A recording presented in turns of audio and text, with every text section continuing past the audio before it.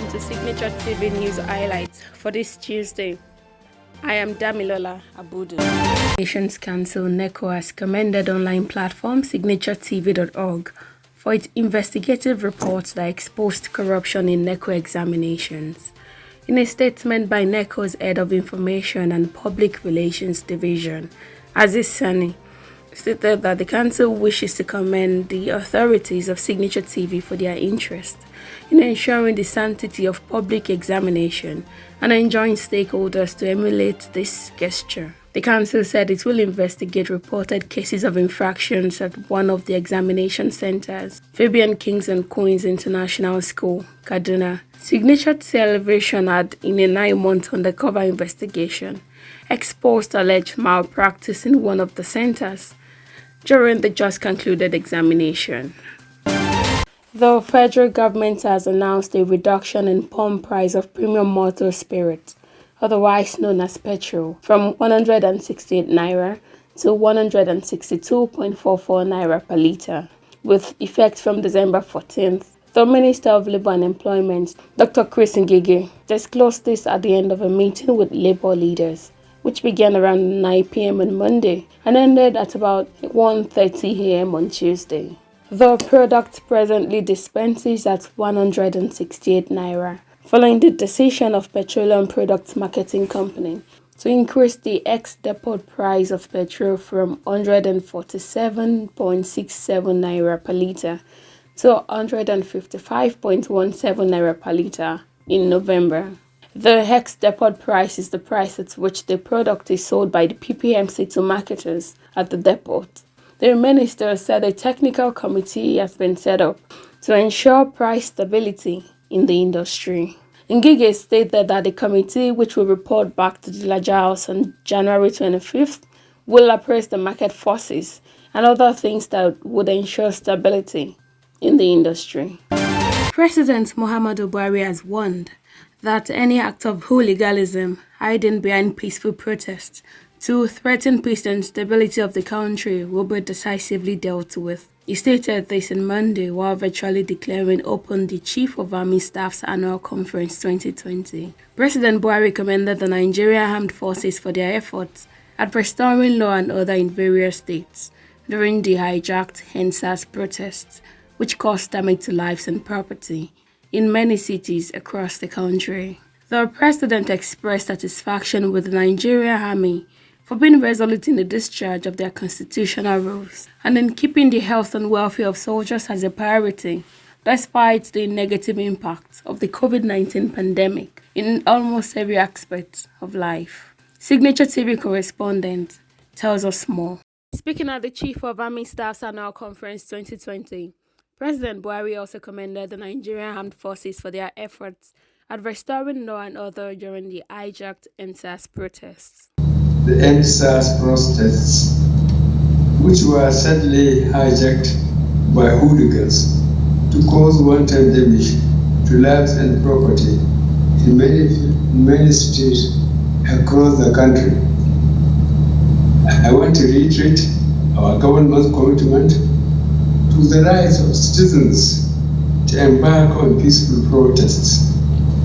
However, this must be done responsibly and in accordance with the laws of the land. President Buhari, who used the occasion to pay tribute to fallen heroes, pledged that his administration would take adequate care of their families. He then launched the housing scheme for next of kin of servicemen killed in action. I equally commend all efforts towards bringing succor to families of all our fallen heroes who paid the supreme sacrifice in our fight against insurgency and other forms of crimes across the country. This administration will not relent in its efforts to take adequate care of families and loved ones left behind by those who sacrificed their lives on our behalf. It is in line with this that the Army, as part of its welfare initiative and in line with the federal government housing program, is undertaking the housing scheme for families and next of kin of troops that were killed in action in the fight against insurgency and other criminalities in the country. He commended the Nigerian Army for embarking on infrastructural projects and being alive to the existential changes in warfare by launching the Army Cyber Warfare Command. The Chief of Army Staff, Lieutenant General Tukur Buratai, in his opening remarks, said that the Nigerian Army was well poised to confront all security challenges, which includes cyber threats. Honored and delighted to have you in our midst to commission the headquarters Nigerian Army Cyber Warfare Command complex. The command is a child of necessity, born out of our experiences in counter-terrorism and counter-insurgency operations in the last 5 years. I am happy to state that the command, since its establishment in 2017, has played a crucial role, albeit silent role, in all our operations. It is expected that the new complex, with upscale capabilities, will therefore lead to further operational successes. Dignitaries from various walks of life and senior officers were represented at the event. Damilola Abudu, Signature TV News, Abuja. Former National Chairman of the All Progressives Congress (APC), Adams Oshiomhole, says he had no intention to return to the office which he had for 2 years. In a statement signed by him on Monday, the former APC National Chairman insisted that he would not take the offer even if he was given a second chance. According to him, even if the National Executive Council of the party or a court orders him to return to the position, he will decline.